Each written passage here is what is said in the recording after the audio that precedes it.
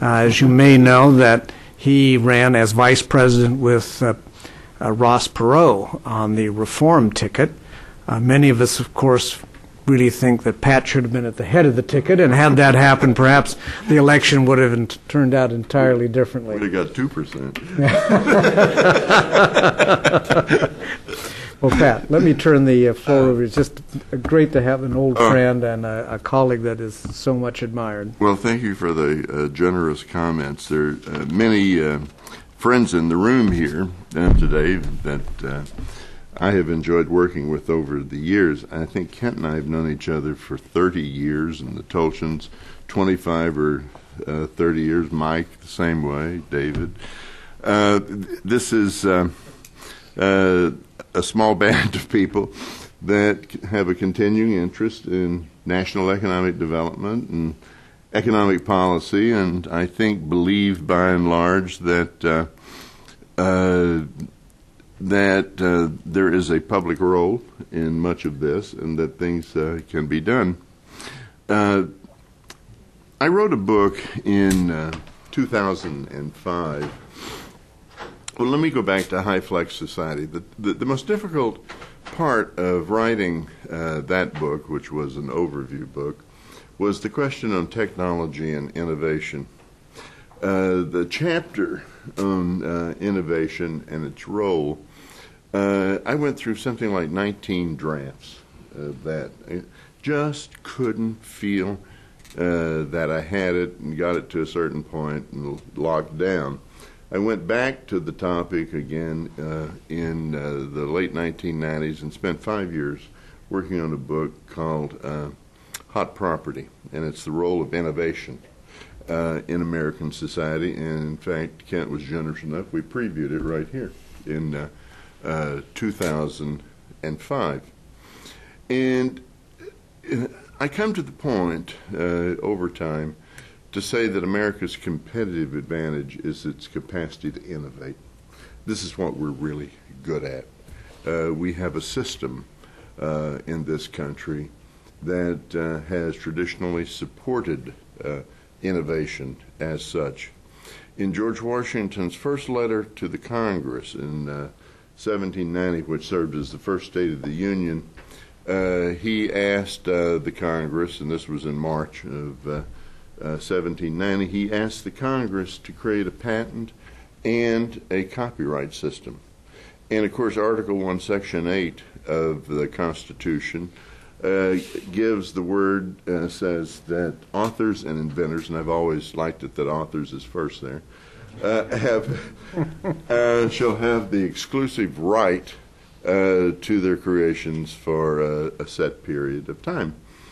Now, that is the only place in the Constitution that the word right is mentioned in the body of the Constitution. The right of authors and inventors, what is known as the Progress Clause, was put into the Constitution before the right for free speech, the right to not incriminate yourself, the right to hold, to bear arms. It was in effect an acceptance by the framers of the Constitution that innovation was going to be the key development tool of this country. And thus, George Washington brought it to life in his request of Congress to create a patent and a copyright system. And we talk about Roosevelt's first 100 days. We don't talk about George Washington's first 30 days. Because 30 days after that request, the patent system was created. Its chairman was Thomas Jefferson. Randolph, the Attorney General, was on it, and Henry Knox. And they met every Saturday to review activities. Well, what I find interesting over time is that capacity to innovate has just done wondrous things for our society and our economy. And we seem to have these waves of innovation inside America. We had a wave after World War II of massive innovation. A lot of it's kicked off by the whole question of World War II and the development and the technologies that existed. But we had a counterbalance underway. It's sort of the secret side of innovation, and I get into and describe it in Chapter 4 of this book, and that was the Federal Trade Commission.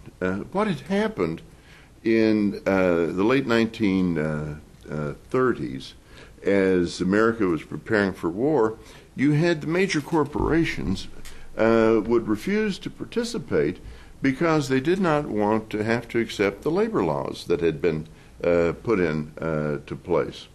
And so what Franklin Roosevelt did to encourage big business to aid in the war effort is he brought Thurman Arnold down from Yale University, and Arnold was quite a character. He'd been a cowboy, a miner, a mayor. He had done a little bit of everything. He'd been an ardent New Dealer. And Roosevelt gave Thurman Arnold 300 attorney slots. And he said, if these guys won't participate, most of them engaged in antitrust activity, I want you to go for them. And he did. And Thurman Arnold believed that those who broke the antitrust laws should go to prison. CEOs in prison was not a well-received concept by the business community, and very soon after, Roosevelt had very strong support by business being willing to do business with the government in the war effort. But that attitude of the antitrust continued, and it rolled into the 40s and into the 50s and into the 60s. And it found a home in the Federal Trade Commission.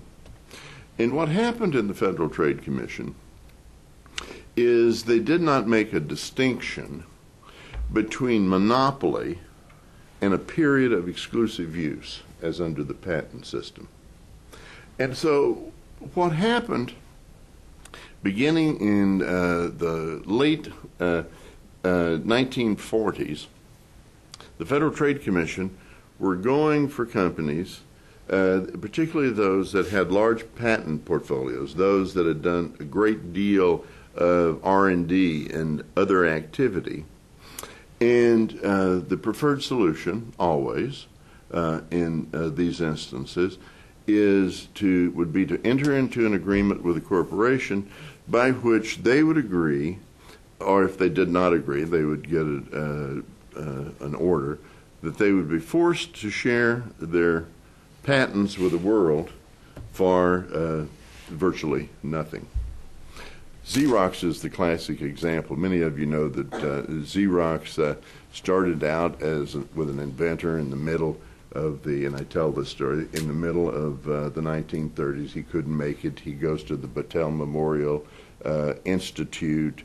They get it developed. They go with a little company in Rochester, New York, who y'all know the former chairman of, and they make an absolute success. They're just a terrific success, and they figure out how to do it, and they have a model where they license the machines if people can't do it, and you do it on a per capita basis. The FTC, in taking a look, decided in 1973 that Xerox had about getting close to a 17-year run, which was then the term of the patent, and so they went after them. And they said, we're going to open up this market, the dry paper copying market. And under threat of massive actions, Xerox signed an agreement where their licenses were available to anywhere in the world for about a license fee of about $1 a patent. Well, the Japanese had a dry copying cartel that Xerox had not been able to crack, and the Japanese had been stealing the Xerox technology. In 4 years, Xerox went from 95% of the American market to 14% of the American market. When you go back and take a look at what the FTC did, basically they forced America's top companies to give away 45,000 patents. people talk about the quick emergence of the Japanese. Quick emergence of the Japanese is they had hundreds of billions of dollars of American R&D work. By the late 80s, and by the middle 70s, many of you remember the whole question was, what's happening to American innovation? Why is our R&D off? What must we do about that? And one of the better things that the Carter administration did was form a committee that took a look. They moved to a policy of not penalizing, making the distinction between monopoly and exclusive use, which are very different things. They wound up encouraging innovation. They dealt with the legal system. They set up the Federal Circuit court system where if a patent suit had an appeal, it would come to this very specialized court in 1982. And one of the things that happened is in the 80s and 90s, we had this absolute burst of innovation, and it really helped our economy recover. We're now going into one of these slide-down periods again, one of these periods in which we're clamping down on innovation and the patent system. The case against Intel, where Mike worked for so many years, is you go and you read the preferred solution. One of the solutions that FTC is pushing for is to force Intel, one of the great American champions, to license its technology for free, as we did in the 50s and 60s, to the rest of the world. This is not a good solution to come to it. There has been a fight in the Congress now for 3 years, for 3 Congresses, on the whole question of how should we change the patent law. We have 15 large tech corporations, of which Intel is one, that want to weaken the patent protections of the United States. It hasn't passed in 2 Congresses. I don't think it will pass in the present. But when one takes a look at the patent system today, what you find is it now takes roughly 3 years to get a patent through. On the back end, a patent can now be challenged, and that process takes 4 years. So you can lose something like 7 years of your patent life just tied up in that process. Now, if we're going to talk about innovation in America, solving these kinds of problems are really regulatory decisions. This is not costing a great deal of money. This is about thinking through the types of things that we need to do as a society that will make it possible for the entrepreneurial system to work. Another thing, a related topic, the Census Bureau, in a number of studies, comes out, and the Hoffman Foundation, in their work, Robert Lattin, it turns out that 60% of all the new job creation in America since 1980 has been by firms that are 5 years of age or younger. It's not big or small, it's old versus new. Our major corporations are a major source of jobs, they're a major source of business, they're invaluable, but their net job creation is 0. But it's the smaller firms that are creating it. So if one is designing public policy, then the question is, how do you encourage the formation of those small firms? And how do you do it where it can be done on a massive basis? And you understand that, like a salmon run, probably 2/3 of them are not going to make it. But the third that do make it are going to create your jobs and the dynamism inside your economy. Well, one way to do that and encourage investment, the investment community, is just simply say that the gains on stock and our ownership for 5 years is 0. You have a potential, you can take big risks because you have a potential of big payoffs.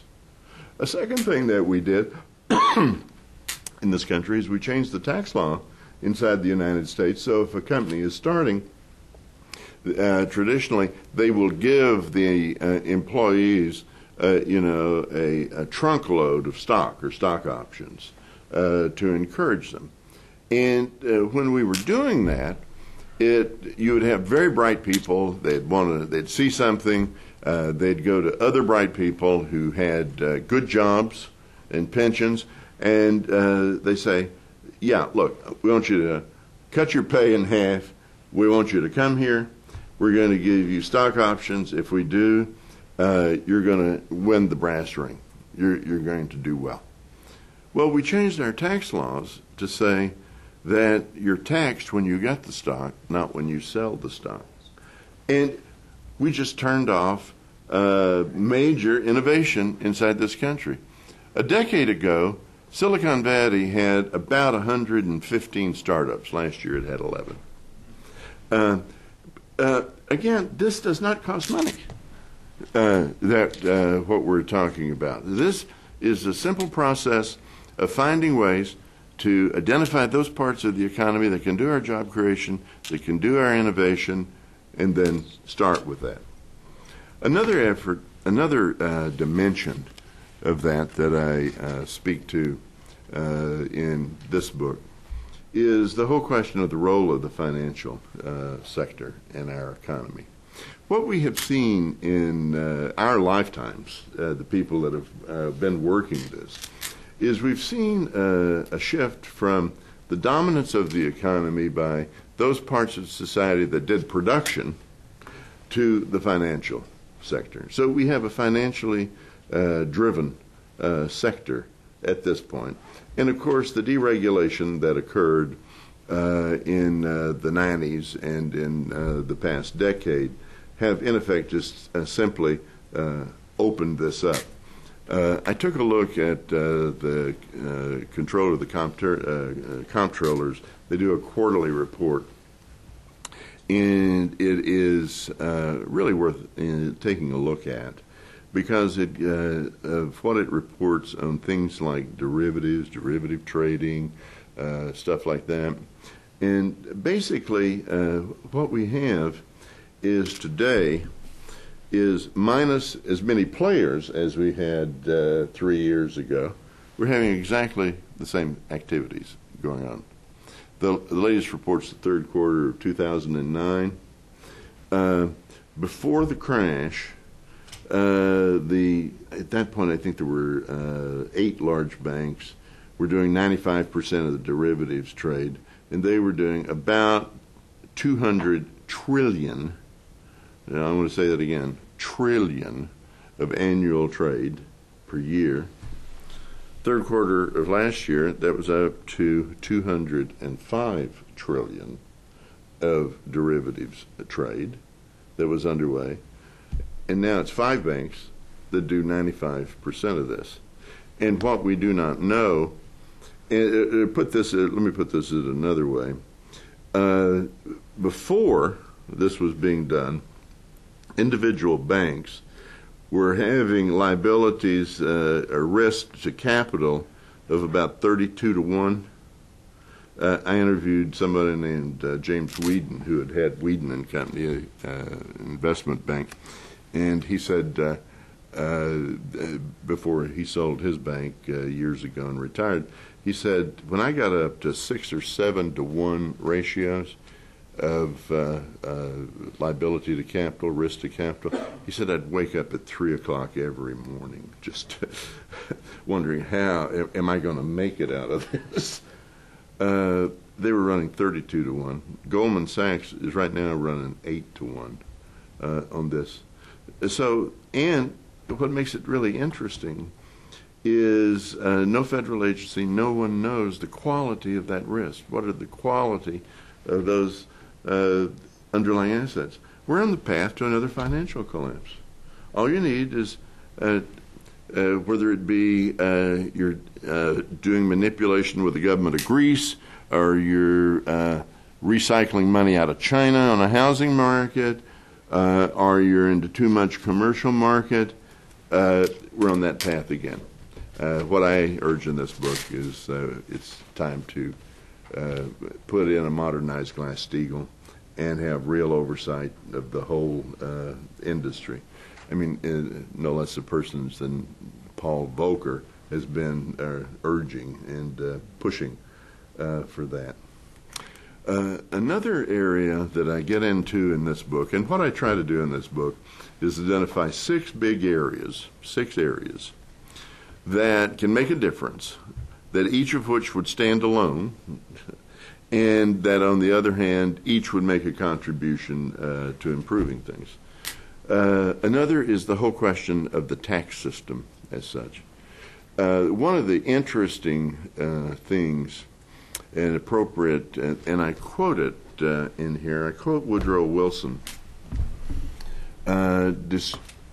describing, let me just see if I can find this. I should have had this. He wrote a book in 1913 while he was waiting to become president called The New Freedom. And now he is writing in 1913 about the Ways and Means Committee and the tariff, because he's wanting to replace the tariff with the income tax. And he wrote, "There's been substituted for the unskilled body of citizens that used to clamor at the doors of the Finance Committee and the Committee on Ways and Means, one of the most interesting and able bodies of expert lobbyists that's ever been developed in the experience of any country.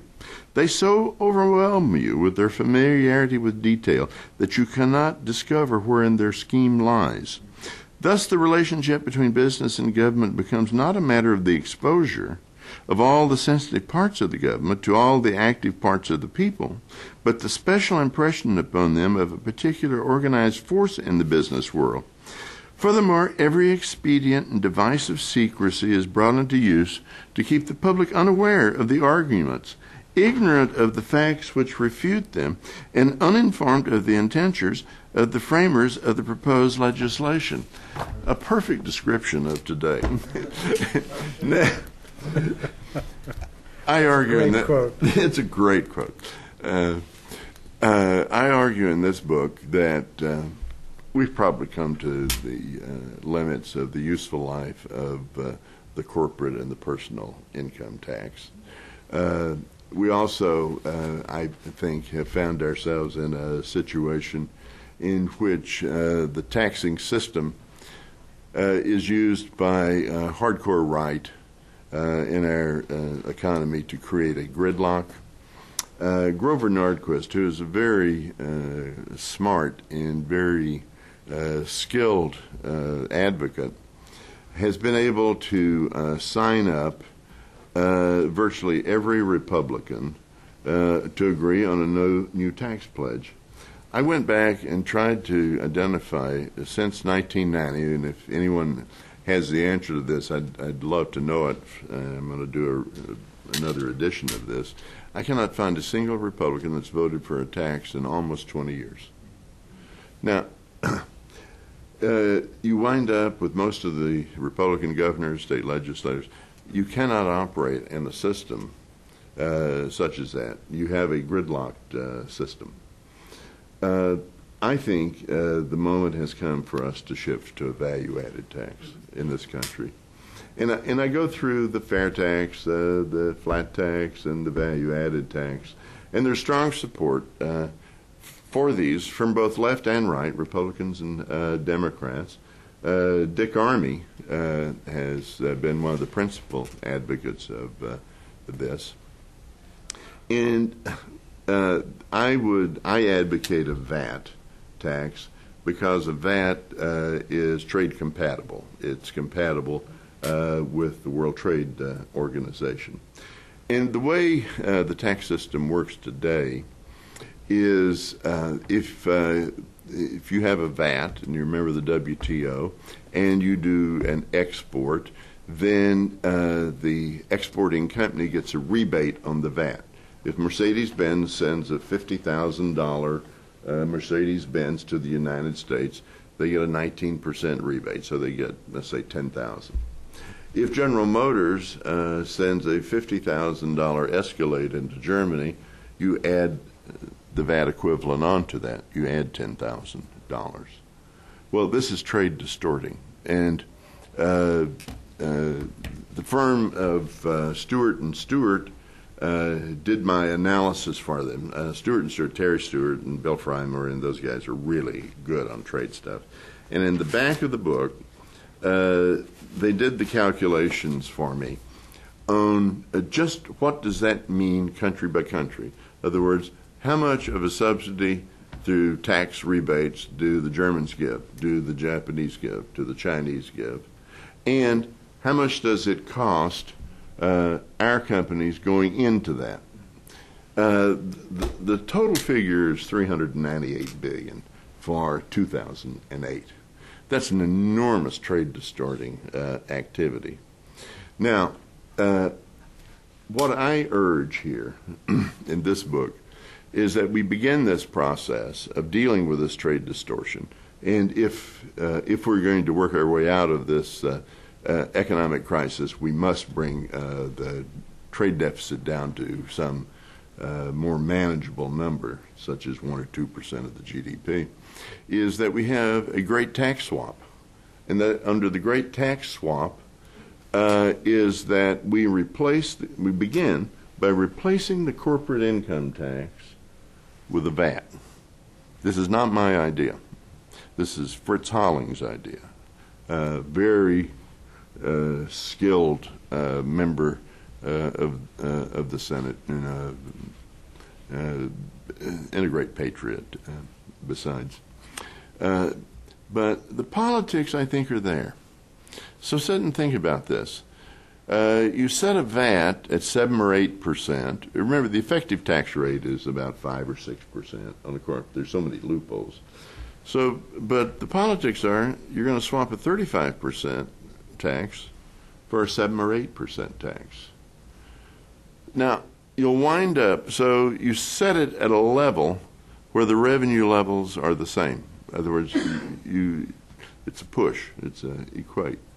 But what happens with that is you're suddenly moving towards a tax system where the administrative costs are far less, about a third that of our particular of a direct tax. You eliminate most cheating inside the system. And if you move this for a substitution of the personal tax to a VAT, you can set in, as the Europeans have done, differential rates for food, for medicine, for clothing, for housing. So you get the equity issues. And basically, what we can do with that is with about a 22, 23% VAT, the various estimates that come out, that would roughly balance our budget. Eliminate tax cheating, which is about $400 billion a year, and cut our administrative cost down to about 0.3, 0.4 of a percent of GDP versus the 1.2% that we have now. The GAO has done some really good studies on the administrative cost of our present system. So, you know, that is an activity that we can take, that will actually make money, and will restore a sense of equity, and we end the cheating that is underway inside the tax system. And half of the American people don't pay income tax anymore, so they're not buying into the system. Not at all, not at all. And this deals with that. It's useful in the sense that if you don't spend, it's all yours. It really encourages saving over consumption.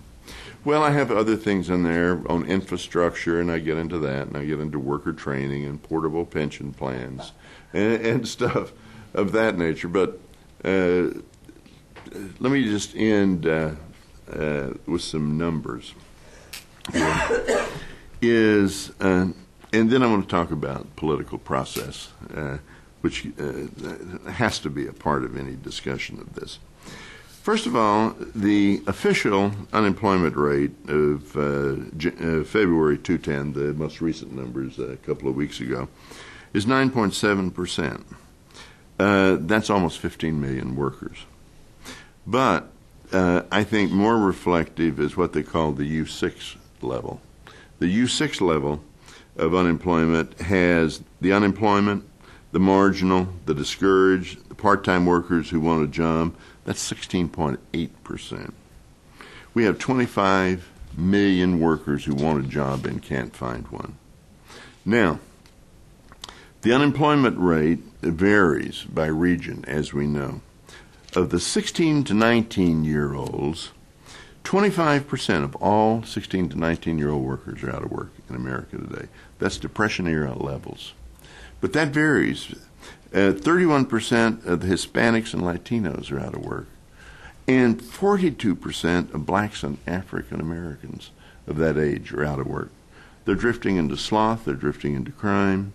I make the argument in this book that what we need to do with this is exactly what Francis Perkins and FDR did in 1933.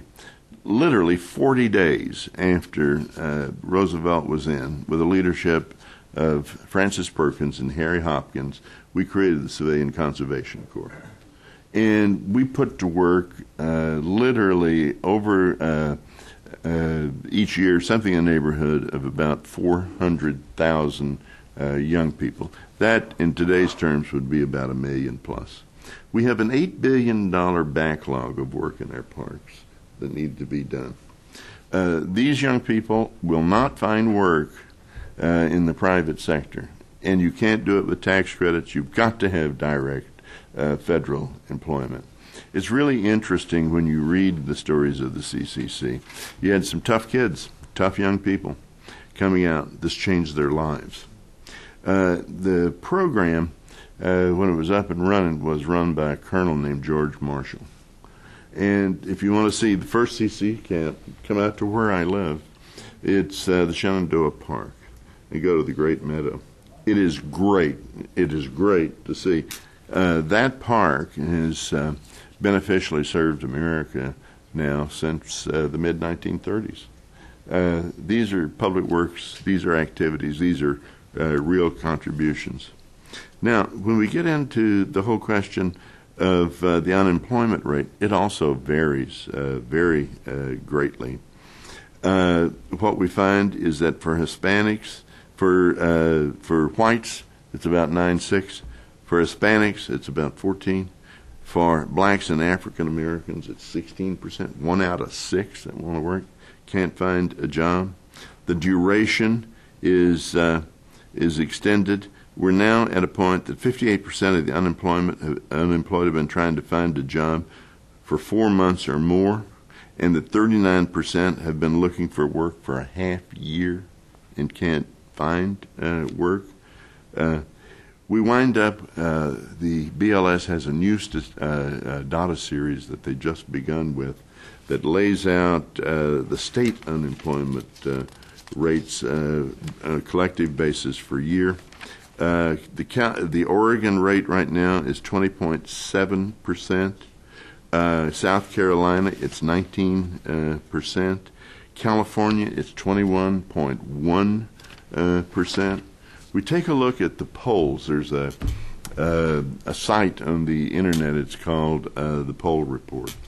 And what it does is it takes all the major polls. It lags a little bit, 3 or 4 weeks, because the sponsors will want the news. But it lays out all the polls, and it has it over a period of time. And this is what I find very interesting. For months now, on a 100-point scale, the jobs and economy issue gets 50 to 55 points. It's just creeping up. It's right there. Healthcare reform gets 17%. The federal deficit gets 16%, and the war on terrorism gets 7%. Now, 3 to 1, jobs in the economy are the number one issue in this country, overwhelming everything else. And yet we have this massive disconnect.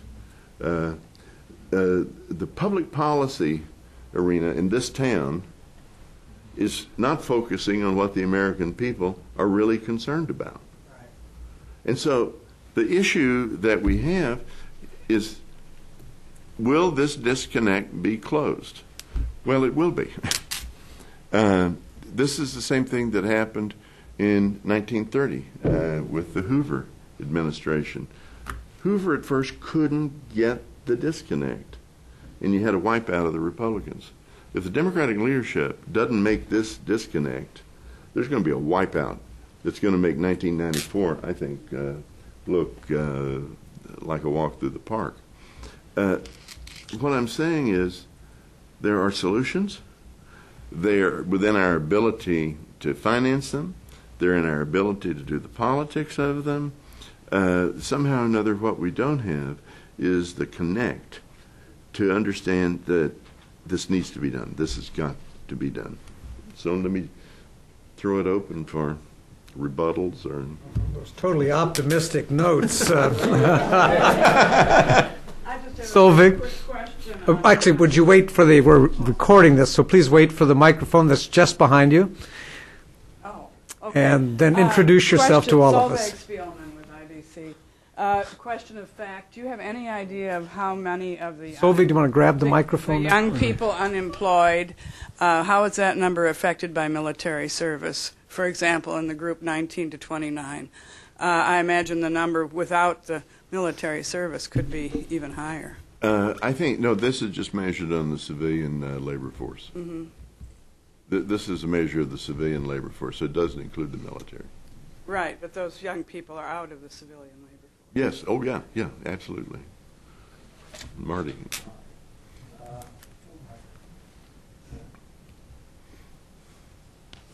I'm Marty Tolchin. I'm here at the Wilson Center, senior scholar. By giving up the income tax, you would all, and I know you know the answer to this, but you would also be giving up an instrument of public policy, because for better and for worse, the tax system, the income tax system, has been used as an instrument of public policy.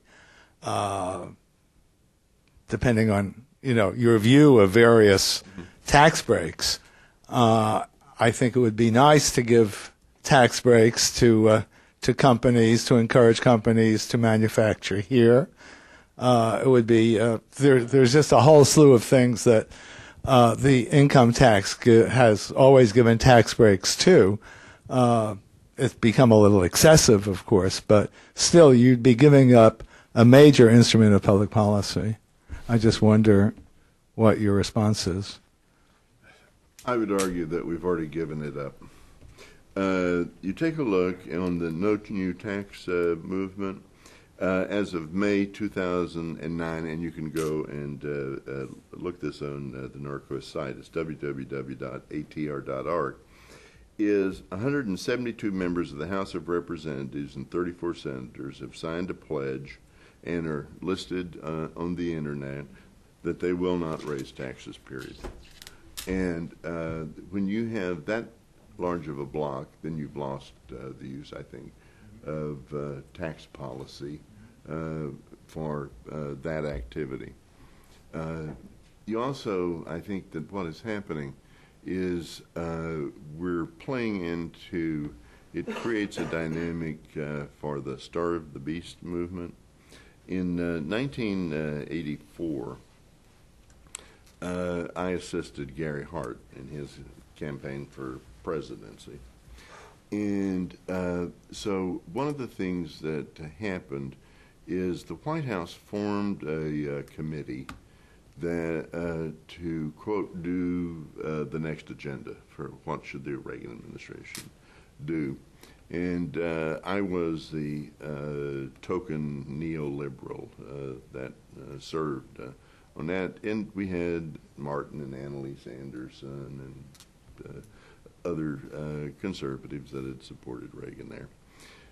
As we got into the work of that committee, and I did the training and infrastructure side, but one of the battles that we had is the Andersons, and I think reflective of President Reagan, wanted to pursue a Starve the Beast strategy. And the Starve the Beast strategy is you use up the credit, you use up the resources, and the only way that you're going to kill Social Security and Medicare and these other social programs was to just take away all the money. Well, George W. Bush was a strong advocate of the Starve the Beast movement. Quite literally, he didn't veto a single spending bill in the first 6 years of his administration. He actually doubled the national debt from 5 trillion to a little over 10 trillion. The Starve the Beast strategy is to use tax policy for one thing, is to starve out the programs. Well, if you shift away, I mean, there are responsible people among those that sign that list. If you make the shift politically, they can say we got rid of the abuses of and the inequalities and the social tinkering here. And if we go to a VAT, we'll wind up with everybody paying less than they're doing now. And the government will not be so intrusive. But the reality is, at some point, we're going to have to pay for this stuff. And we have a cadre of thousands of people in this town that make their living tinkering with the income tax and the corporate tax systems. I guess it's really like the tariff was as we came in the first part of this century with Wilson and others. Maybe we've run the limits of that form of taxation. I'm going to ask the obvious question.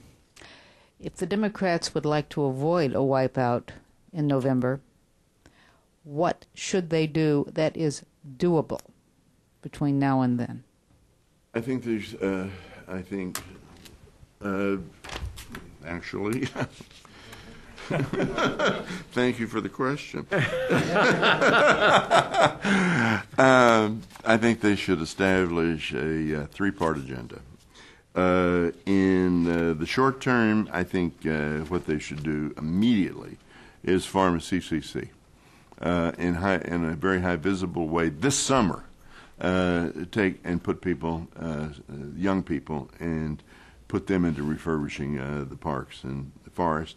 I would go beyond what Roosevelt did, is I would have an urban component of that. I'd take cities such as Detroit, the depleted, the abandoned parts of town, tear it down, visibly change those the city. And in doing this, as the CCC did, provide the participants housing, clothing, food, a stipend, a minimum wage level. Insist that they put, since they're paying all their expenses, that they put half or more in savings. In Roosevelt's time, they put 3/4 into savings, so that when they get out, they've gone through this experience, they'll have some money. The second thing I would do is extend and increase the unemployment benefits and food stamp availability on a yearly basis, and be generous about it. We're spending, I think, something like $12 billion a year on this. We permitted on the first round of the bailout $32 billion to go out for bonuses of people who collapsed the financial system. So let's make sure that we really do repair this safety net. I'd provide general aid to state governments. State governments are in deep trouble. Look at California, but it's not the only one. Let's do that. And then I would do these things such as changing the tax code to boost the formation by the 100% exemption for 5 years. I would get into the thing of, I would change how you tax stock on the creation of these new companies. If the companies succeed, ultimately we'll get it on the capital gains. I'd set up an intermediate agenda, is I'd identify all of the infrastructure projects that are engineered and ready. I would say that the country is going to take on, in a 5 or 7 year period of time, rebuilding our infrastructure. Our catch-up investments are about $2.2 trillion. That's the American Society of Civil Engineers. Divide that into a 5-year program, 7-year program. what you get for each billion of investment in infrastructure, you get 16,000 jobs. So fundamentally, we go after rebuilding the infrastructure. The second thing is we expand our thinking. We're doing some of this already, but we really moved to super high-speed internet. It's really an embarrassment to go to Tokyo and hook up to the internet, and then go to Washington, Virginia, and hook up to the internet, or Washington, D.C. So we move that on. We create a national capital budget. The GAO has argued this for 3 decades. Basically, we need to lay out a plan of what our infrastructure needs are. It needs to be a 5 or 7 year plan. It needs to detail how we'll have full life funding of this infrastructure, so that we just don't build it and forget it, that we repair, maintain it. We identify what part the federal government is going to do, which sets an identification for state and local governments of what part they can do. In other words, you're really facilitating an efficient management of the system. And then we need to create a national infrastructure bank that will facilitate the financing. The world is loaded with capital right now. It's not a problem of finding capital. It's an institutional failure. We don't have a way to get it. You create a national infrastructure bank. You make it possible for state and local governments to come to this infrastructure bank and say, for example, in the District of Columbia, and you've seen these stories about the water and sewer systems here that are breaking, just simply say we're going to add $2 on to everyone's water bill a month, or to their wastewater treatment bunts. What we're going to do is we're going to take this and we'll monetize this, and this will give us $300 million of bonds, and then it would be sold, and over time you would pay for this. This was the original intention on building the interstate highway system. The guy who came up with that approach was somebody named Prescott Bush. So this is a structural question. We can put 7 million people to work for 5 years just doing a catch-up. And by taking the capital items out of the operating budget, we also find ourselves, we're doing a much more realistic budgeting. I get into this in this, but originally I'd written a book called America in Ruins. And so I dug back, why in the world did the U.S. government alone, not state governments, national governments, why did we not have a separate capital budget? Well, it goes back to the 1960s.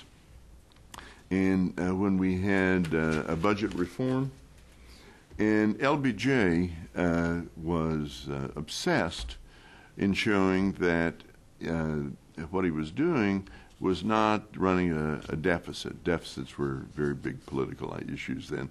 So he created the unified budget, in which he brought in Social Security, the highway trust funds, et cetera, to make the budget appear balanced. And he actually put into the 68 budget that we don't have a capital budget as such, because capital items, roads, bridges, water, sewer systems, are very popular. And it would be a great demand for those items if you set them as a separate item versus the social programs. So he was biasing the budget process to favor his Great Society programs and take the highway trust fund monies to make it appear. And you go back and deal with the budgeteers of that era, and they'll fight you intensely. I've done debates with them. But that's the basic reason. Modern budgeting says you separate capital and operating items. You don't try to fund a bridge in one funding cycle. You lay it out over time. So we do that. On innovation, I began a strategy is I'd recognize the importance of the patent office. I'd end this nonsense of diverting patent fees. In the past 7 years, we have diverted $850 million of patent fees to the general budget. Well, the patent office is underfunded as it is. you go and look at the servers that the patent office is using, they should be in the Smithsonian. It's antiquated equipment. These are very important people to our society, the 6,000 examiners. We should have a differential pay scale for them. We're at a point when there are many wonderful engineers and scientists and technicians, technologists available. We should take them. The patent office, until about a decade ago, was limited because it did everything on paper. All of the past work, all the technical materials on paper, it's all now digitalized. We should set up regional patent offices. We should have one in Chicago. We should have one in Silicon Valley. We should have one in Boston or Austin or Dallas. We should make the patent system our primary engine. We should have technology-driven development. And that means, at a minimum, is putting appropriated funds. I have argued and testified that we should put a couple of billion. The patent office budget's $1.9 billion. We should double that up with appropriated funds. It is amazing if you sit and think about it. We spend $200 billion plus in federally sponsored R&D in this country. We get it done. We have the innovation. It reflects itself commercially as a patent. It goes to the patent application, goes to Virginia to the warehouse, and it sits there for 3 years before it's first taken a look at. If you file a patent application right now, it will not be looked at until the year 2013.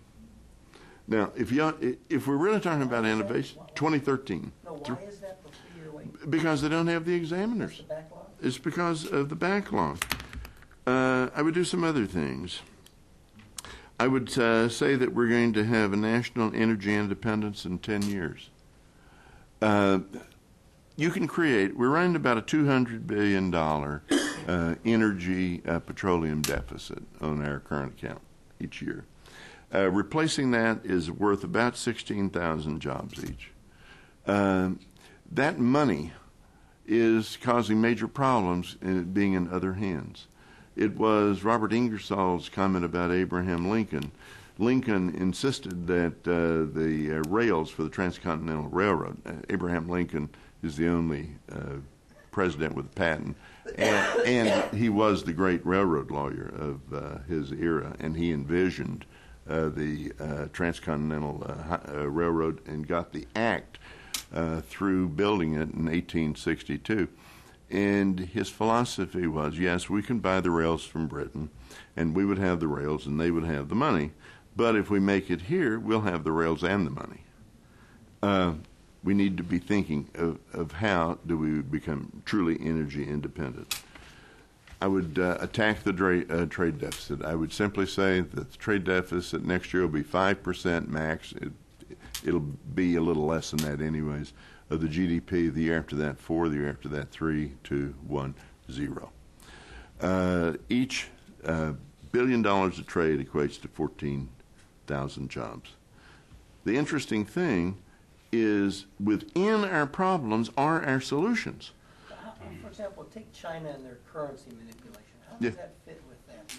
Here's what I recommend on that, is that it is very clear that China has manipulated their currency to give an advantage of that undervalued currency. I don't know what the amount is. You wind up with the World Bank and others do various estimates. As you know, the Chinese will not allow the China report to be released as to what that number is, but let's say it's 30%. What I would do is I'd set a variable quarterly surtax on all Chinese imports of 30%. And then I would take, at the end of the quarter, I would adjust that. If it's 27, if it's down, 27, your goal is to get it to 0. The second thing I would do is take the money that comes in from that, and Chinese imports exceed our exports on a dollar value of 6 to 1. I would take that money, I'd put it in a fund, and all exports to China, I'd give them a 30% offset on the currency. I would stimulate our exports. I would discourage their imports. We're going to have to break this Chinese approach to trade. The Chinese are going to destroy the world's trade system. They are. We've got to take them on. Yeah. And I think we can get the Europeans. I doubt if the Japanese would go with us, but I think for geopolitical reasons. But I think the Europeans. That's how you do it. And it's a self-executing system. The surcharge and the subsidies drop as they change their behavior. And Paul Krugman, I thought, wrote a very insightful piece a couple of days ago. The Chinese are much more vulnerable at this than we are on this. We're sending money, but they're sending goods. Those goods are tied to jobs in China. If China wants to upset their political system, cut those jobs, they're playing with real fire on that. But it's got to be stopped. It's got to be done. And what kind of goods do you think might be exported more from the United States if you did something? well, I think basically you'll bring various manufacturing back to the U.S. Can you hear me? Sue? Microphone. Let me quickly note that Sue and Marty Tulchin wrote the first major book on this whole question of the consequences of selling our assets. Since their book was written, 16,000 American firms have been sold and 42,000 American factories have been closed. Talking about prescient. Well, thank you. And we've always relied on your books too, and your insights, and especially it's good. It's really going to be very hard to get tough with China since they're now our major creditor. They're jerking us around as something awful, and I think that your suggestions are terrific. But that's my basic question. That politically, it seemed obvious to me as we entered this Great Recession that the powers that be ought to look at that old history of the of Roosevelt and the New Deal, and I especially like the CCC and the WPA, and I especially like the part where they hired writers. Yes. Stutz Terkel was one. That's right. Yeah. And I think all your suggestions are marvelous, but my question is twofold. Why didn't the Obama administration look, instead of bailing out the banks and AIG, et cetera, why didn't they do some of that would have created jobs? Why didn't they look back at some of that history? We were vulnerable. They could have gotten away with it. And what is it about our political system now that makes this the kind of innovations that you've so eloquently outlined almost impossible? Well, I think, that's a great mystery, and I think historians that's going to be one of the great questions about the Obama administration. They came in with a great crisis. Why didn't they immediately pivot? As I think about it, I think it's a larger issue than the Obama administration. I think it has a lot to do with my profession, the economics profession. When in the Paleolithic years, when I was doing my studies, economics was called political science, and it was a social science. And when I went through, I was forced to take the equivalent of a bachelor's degree in mathematics and statistics. But what we were also taught is that institutions have so much to do, and how they function or don't function, and personalities have so much to do with how things function or don't function. Who could have predicted that Dick Armey and Newt Gingrich would close down the government in 1995? There's no model that shows how that would work. But what has happened is, I think economists, in their desire to seem to be reputable people and not social scientists, have gone to the mathematics, and they think that inside mathematics there's the answer. And it is amazing. I went and took a look, about 4 years ago, at the curriculum of what it was required to get a PhD in economics. And I looked at Harvard, and I looked at Columbia, and I looked at Chicago and Berkeley, and I took a look at the University of Texas in Oklahoma, where I got my bachelor's and PhD. And first of all, economic history is not a requirement. Comparative economic systems is not a requirement. When you come to public policy and other activities, it is all mathematically based. And so, I come to the conclusion that you wind up with a couple of generations of economists that are simply unprepared for this. They're simply unprepared. We've had the illusion that we can manage the business cycle, that we can figure out what to do, and that it's a, quote, mathematical function. And so my profession has deluded themselves, and they're relied upon for advice, for activity. Who can explain Larry Summers and his fascination with deregulation? So clearly in the front of the failure of that. Or that he attacks the foreign source tax credit of our multinationals when nobody else in the world uses an international system but us, right? Well, worse than that. We've tried 3 times to deal with various ways to do VAT offsets, including during the Clinton administration and other governments. Congress has mandated them to deal with it, and they refuse to negotiate. Or how do you explain a situation where trade policy is central at this point? Something a quarter, third of our economy is involved in trade, and we wind up that this president puts a very talented man who would be very skilled at being Secretary of HUD, but he puts him into trade. He has no experience in trade. He was making his living as a lobbyist for the Texas electric industry. His chief of staff was assistant to Penny Pritzker, who was managing the campaign, and is now social secretary. Now, those of you who have dealt with the European trade negotiators or the Korean or the Japanese, what must they be thinking when it just says we're not serious? Or we make these trade agreements and we rely upon these new mechanisms of enforcement. We give up our unilateral right, such as through the Super 301, and we say that we'll have dispute settlement panels inside the WTO. We publish every year a list of trade violations and IP violations that's about 600 pages. It's thousands of violations. And these violations, in many instances, are in countries that are under special watch, and it'll go many years. We have filed, in the past 10 years, 31 complaints and petitions at the WTO. Now, filing legal complaints is something where America has a competitive advantage. And we don't do it. It says we're not serious about these things.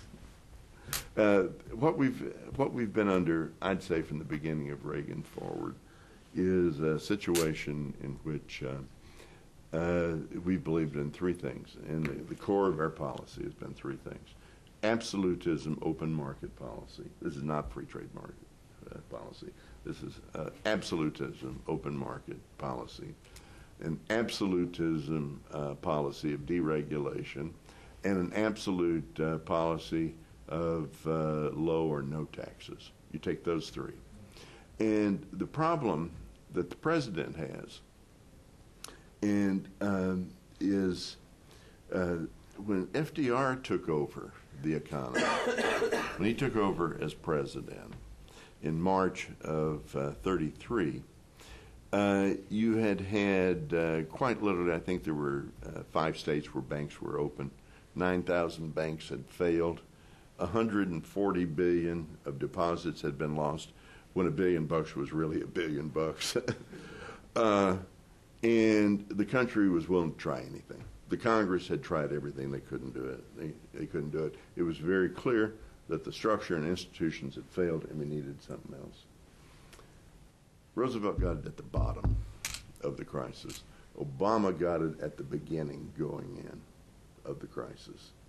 I am convinced that a majority of the members of Congress still think that absolutism, open market, absolutism on deregulation, and absolutism on no taxes is the way to go, and that if that majority is declining, there's still a minority that can prevent any action from happening.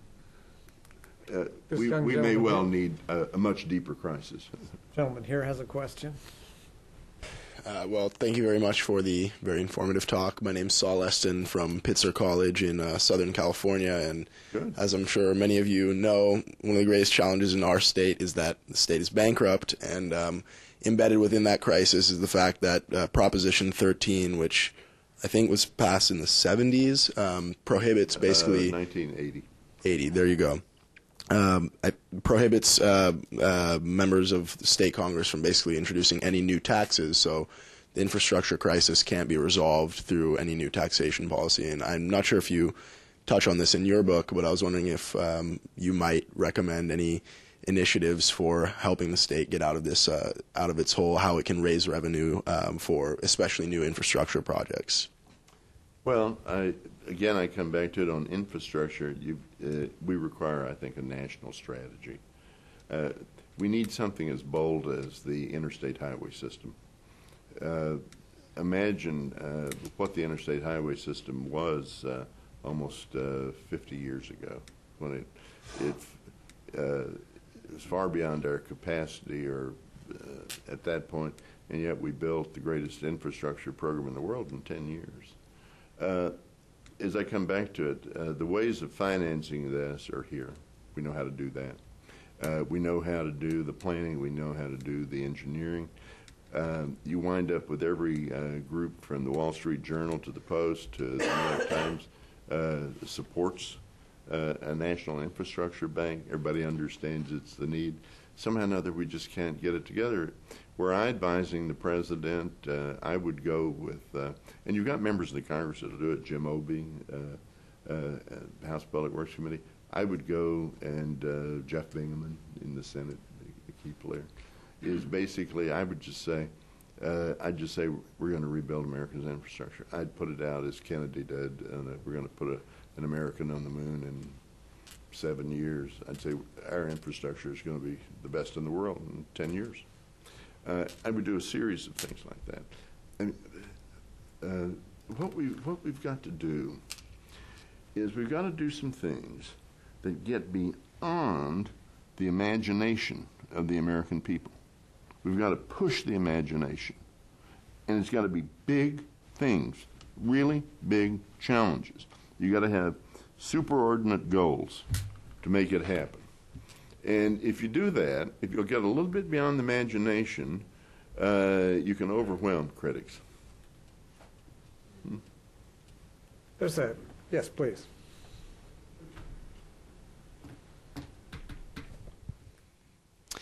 Hi, my name is Alec Lentz, and I'm a graduate of Pitzer College. And so you were talking about sort of strengthening our patent system. You know, I'm totally in agreement, but do you foresee problems from abroad? You know, taking our intellectual capital, and you know, we can do all we can within our borders, but what's going to stop nations with, you know, different goals and different legal systems from taking advantage of that? Good question. My book, Hot Property, the subtitle was The Stealing of Ideas in an Age of Globalization. And it's a major problem. But we're a bit unique in the United States on this. We have about a fifth of the world's gross domestic product. We have the largest market in the world. We have a fabulous distribution system here. A company can make it and do well in this country. Second thing is the Europeans are increasingly worried about the same issue. There's another 22-24% of the global economy. And the Japanese, who were once great pilferers, great thieves of technologies, now are at the technology cutting edge, created a great patent system, and they're worried about this. Incidentally, let me quickly say that the United States, we were the robbers of the world. We were the dog robbers of the world. Between 1790 and 1836, we stole everything that was tied down. As far as technology, you couldn't get a patent unless you were an American. But if you had a great technology, you could come to America, and you immediately got citizenship and the patent. But I mean, that's just the path of development. So what we can do is we need to strengthen our own system. We need a system where we can get patents quickly and cheaply. It's a social benefit to have patents where it's cheaply done, because you never know where the spark of genius is going to come. You want to then be able to strengthen the International Trade Commission, because we have very good laws that simply say you can't steal a piece of technology and bring it into the United States in a product. No, you can keep it out. We need that system. I would criminalize the theft of patents. The systemic theft of copyrighted materials is a criminal act and has been for about 100 years. What we're now seeing is a systemic theft of patented ideas. We should stop that. We should also take and deal with many of our largest corporations, particularly in the high tech, the big tech. There's a philosophy as a business strategy that has gained a prominence over the past 15 years in those companies, and it's called efficient infringement. And efficient infringement, which came out of the Berkeley Law School, by the way, is that you do a calculation and see, okay, what are the odds I'm going to get caught? And then, if I am caught, what is going to be the cost? And does the benefit equal the cost? And so, basically, the 15 largest, I went to their SEC records, and I've got this here in the innovation. I just wanted to check what they reported, and they're required to, under the Sarbanes-Oxley, to be fairly accurate about their reporting. These 15 companies, in a 13-year period, were sued 740 times for patent infringement. They lost. And they paid out $4 billion. 15 companies paid out half of all the patent infringement. It turns out to be very cheap. From an efficient infringement, that was 0.1% of their revenues. It was much cheaper than doing R&D. It's cheaper to steal than to innovate. And now, one way that you stop that is you criminalize where it is systemic. These 15 corporations, moreover, have a policy, and I did a debate with David Simon, who's a patent guy for Intel. And so what Cisco and Microsoft and these companies do, they go to their engineers and they say, we do not want you to look at patents. We do not want you to look in professional journals. We do not want you to go to professional association meetings where there's any way that you might find out anything about this technology. Because if they know it's triple damages, fine. Now, two things are happening. They're trying to now, in this patent law, change that triple damages to make it impossible to prove. That's the first thing. And at the same time is to make the efficient infringement strategy work more. One of the things that I found interesting in writing Hot Property, if you steal somebody's patent, that's a civil matter, and you have to go years in the courts to work it out civil. If you break into their home and take the framed patent off the wall, that's a criminal matter. So we need to treat patents as we do copyrights. These are some of the things. This doesn't cost anything, by the way, to do. We'll have to make this the last question. It's gone very fast. Oh, it's been fun. Great questions. I'll ask a long one then. Thank you very much. I'm Barbara Matthews.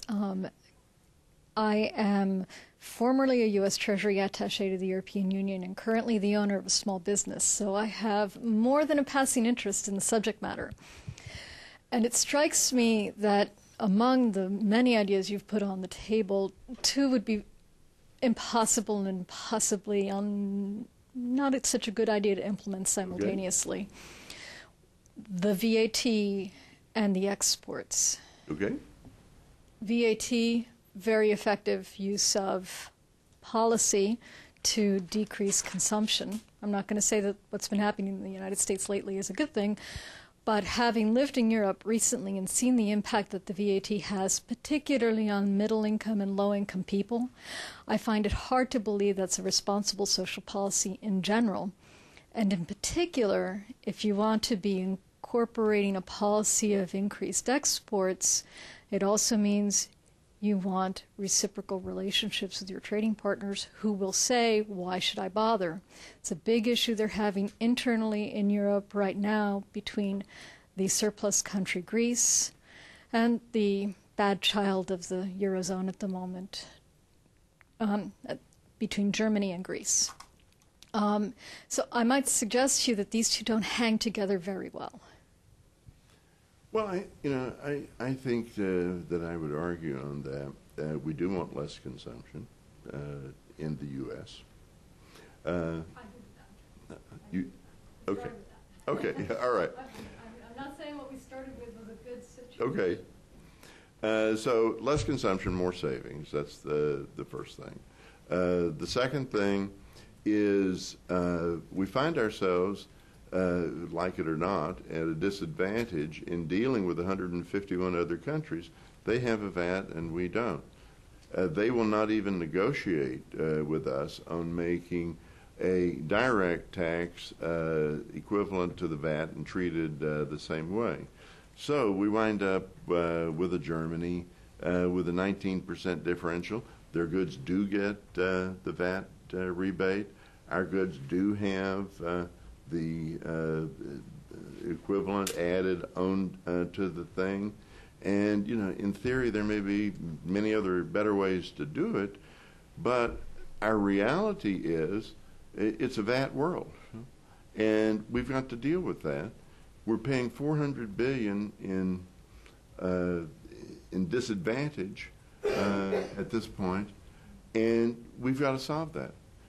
A trade deficit of $400-500 billion in goods, not just oil, is 5 or 6 million jobs.